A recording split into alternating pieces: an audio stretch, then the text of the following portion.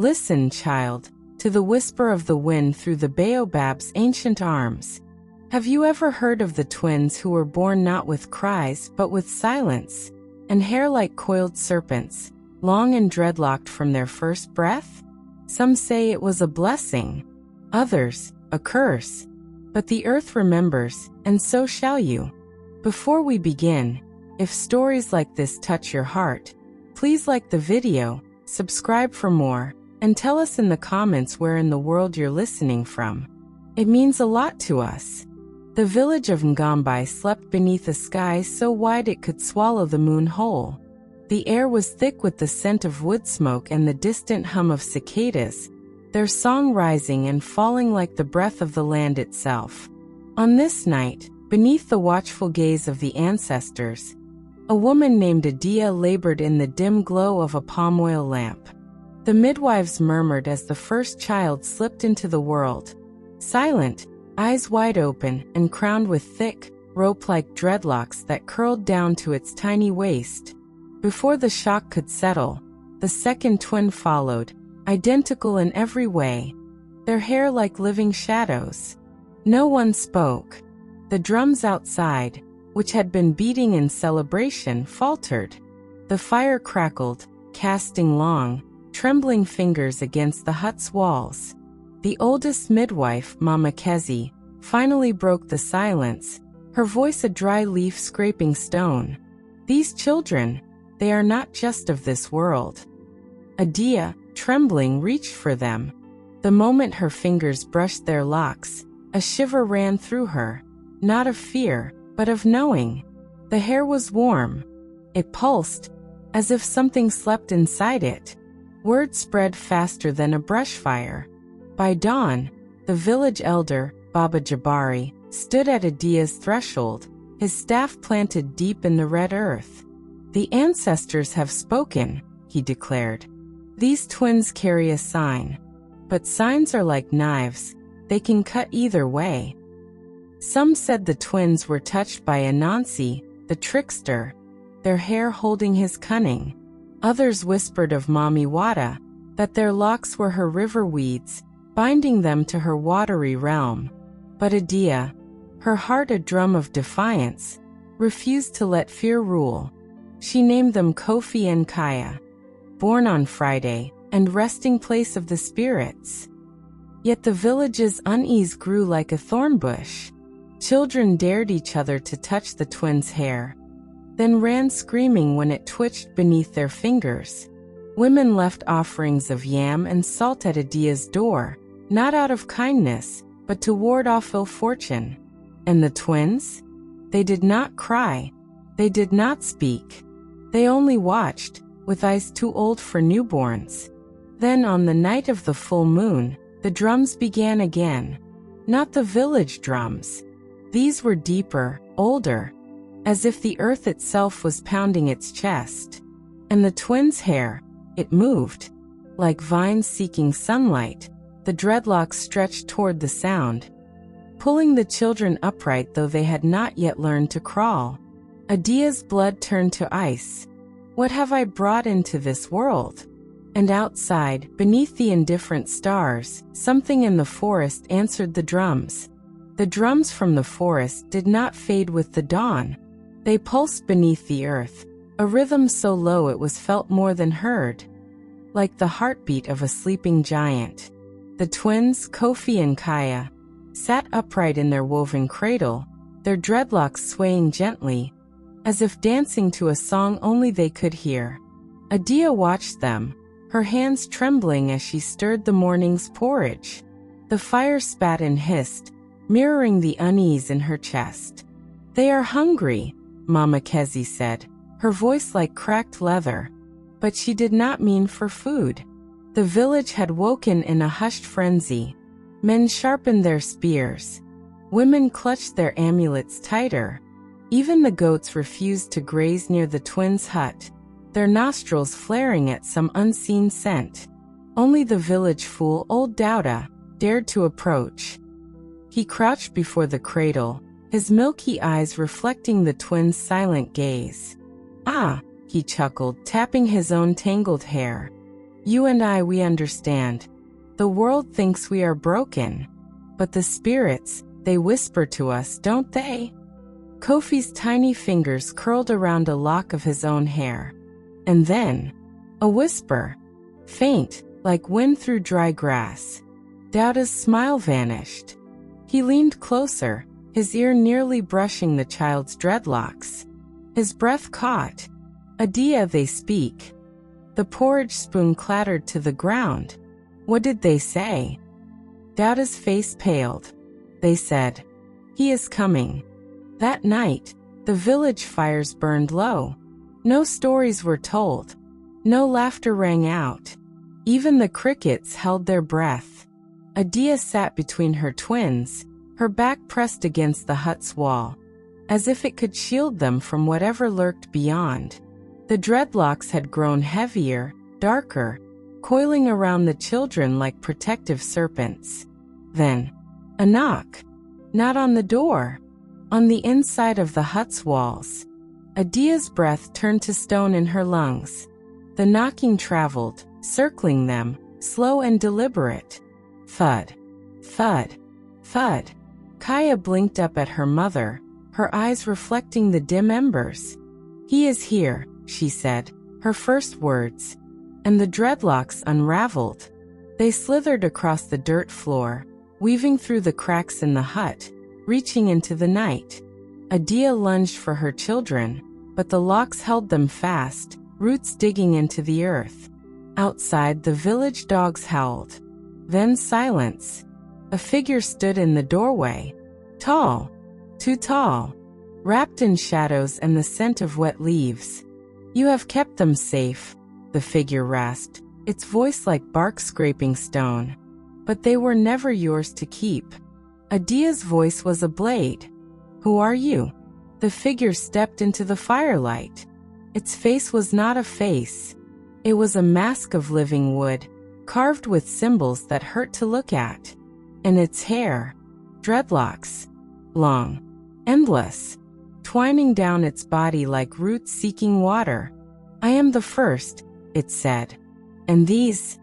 Its hand, gnarled as an ancient tree, pointed to the twins. These are mine. Adia's body moved before her mind could scream run. She threw herself over the twins, her arms a shield against the towering figure. The firelight guttered, painting the hut in flickering shadows that made the wooden mask seem to breathe. You will not take them, she hissed, her voice raw as an open wound. The first tilted its head, a slow, unnatural movement, like a branch bending under unseen wind. Its dreadlocks slithered across the floor, brushing against Adia's feet. Where they touched, her skin prickled with the memory of 100 forgotten dreams. Foolish mother, it sighed. They were marked before breath filled their lungs. Their locks are not hair, they are roots. Roots of the great tree, which sleeps beneath this village. Kofi let out a sound. Not a cry, but a hum, low and resonant. The dirt beneath them trembled in answer. Outside, the village erupted in shouts. Feet pounded toward the hut. Baba Jabari's voice boomed through the walls. Adia, what evil visits your home? The first did not turn. It simply raised a hand. The door slammed shut, sealed by a sudden growth of thorn vines. They will not hear you, it said. Not unless I allow it. Adia's nails dug into the earth. What do you want? The mask's carved mouth twisted into something like a smile. What was stolen? Long ago, when the world was young, the first told her. There stood a tree so vast its branches scraped the sky and its roots cradled the bones of the earth. The ancestors called it Nkansa, the keeper of names. Every soul that walked the land was written in its bark. But men grew greedy. They carved its flesh for charms, burned its limbs for power, until all that remained was a single seed, buried deep where none could find it. The seed sleeps beneath us, the first murmured, its voice like shifting soil. And your children, they are its vessels. Their locks are its last roots, seeking the way home. Kaya reached up, her tiny fingers wrapping around one of her own dreadlocks. It pulsed faintly, like a heartbeat. Adia's throat tightened. You want to plant them? No, the first said. I want them to choose. It knelt, a slow, creaking descent, until its mask hovered level with the twins. Little roots, it whispered. Will you wake the tree? Will you let it rise again? The hut held its breath. Then, Kofi laughed. A bright, bubbling sound utterly human. The first recoiled as if struck. You see, Adia choked out. They are children, not seeds. The mask's hollow eyes darkened. Then you leave me no choice. It raised its hands. The twins' dreadlocks snapped taut, yanking them toward the first like puppets on strings. Adia screamed, grappling for them, but the roots were stronger. They coiled around the children, lifting them into the air as the dirt floor beneath them split open, revealing a yawning pit. And far, far below, something glowed. Adia's scream was swallowed by the earth as it split wider, hungry as a leopard's jaws. The twins dangled above the abyss, their dreadlocks now thrashing like serpents caught in a storm. The glow from below pulsed, green gold, a light that did not belong to fire or sun. It was the heartbeat of something older. Ancestors, the first intoned, its voice trembling with something like reverence. It tastes their blood, their breath.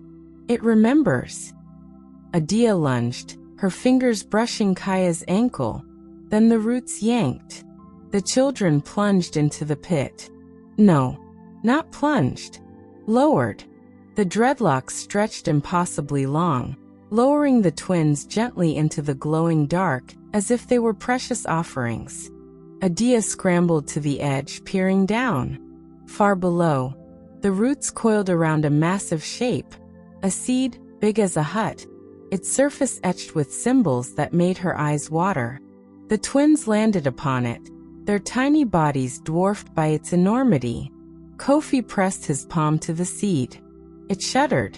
A sound like 1,000 trees groaning filled the pit. The village above erupted in panic. Drums, shouts, the crash of collapsing huts as the ground trembled. It wakes. The first spread its arms, its wooden mask cracking with ecstasy. The names will be spoken again. The lost will return. Adia turned on it, her tears cutting through the dust on her face. At what cost? The first went still. Everything has a price, it said softly. To waken Kansa, the vessels must open. Adia's blood turned to ice. Open. The roots would unravel the twins, let their blood water the seed. Their bones become its new bark. No. She spat the word like a curse. There is another way. The mask tilted. There is no. The ancestors taught me.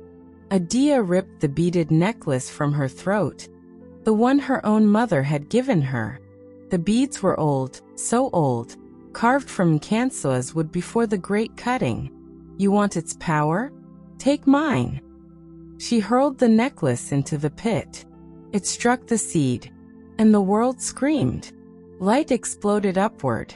The roots recoiled, whipping through the air like wounded snakes. The twins tumbled free, their dreadlocks suddenly limp, just hair again. Adia half fell, half slid into the pit, snatching them up as the seed's glow dimmed. Above, the first staggered. What have you done? Paid the price, Adia gasped. The beads had been her lineage, her memories, her mother's laughter, her grandmother's songs. Now they were gone, absorbed by the seed. But her children were alive. The earth groaned. The pit began to close, roots retracting like retreating warriors. The first let out a howl that shook the stars. Then silence. Adia clutched the twins to her chest as the last of the light faded. Above, the village was in ruins, but the people, they were alive. staring at her with wide, uncertain eyes. Baba Jabari stepped forward, his staff trembling in his grip. "Adia, what have you awakened?" She had no answer, because in her arms, Kaya opened her eyes. And they were no longer human, pupils like split wood. Iris is the green of new leaves. And her whisper, when it came, was not her own. The tree remembers, and it is hungry. The village square had become a place of whispers. No one dared step too close to Adia and the twins. Even the wind moved carefully around them, carrying the scent of upturned earth and something older. Something that smelled like rain on ancient bark. Kaya's wooden pupils stared at nothing and everything. Kofi had not spoken since the pit, but his hands kept twitching, as if plucking invisible threads from the air.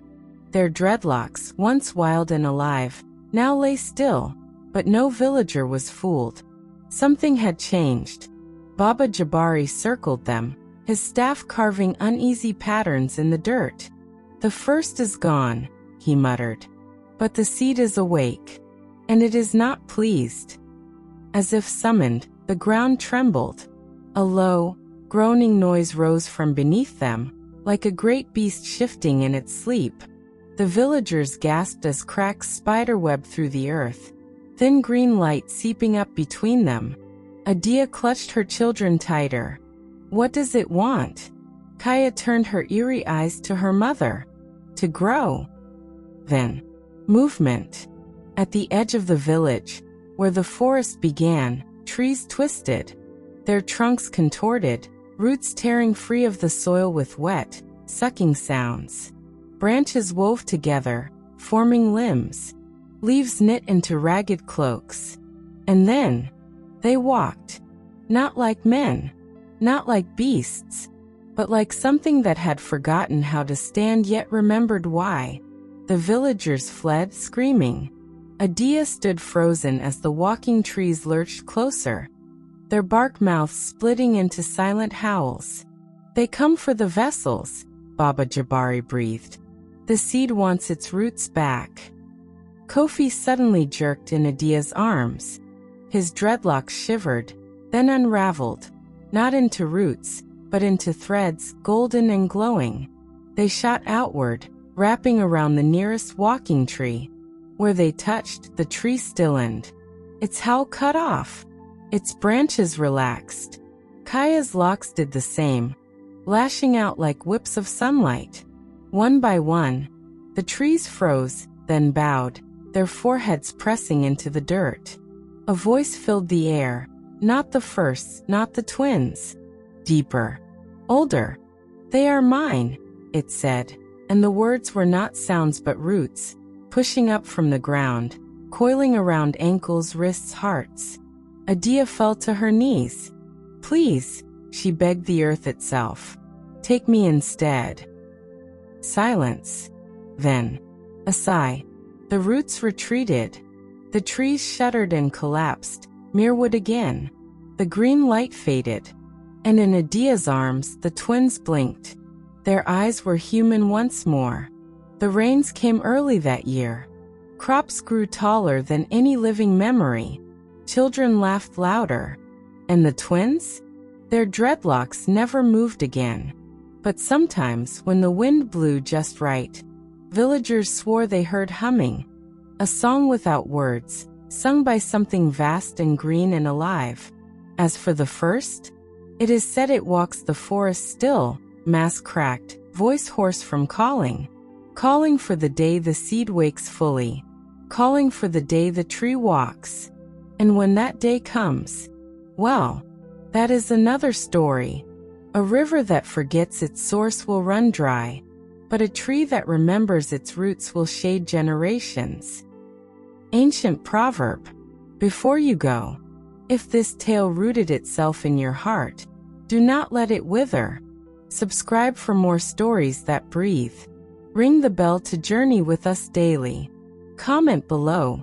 Where in the world are you listening from? Share this story like seeds on the wind.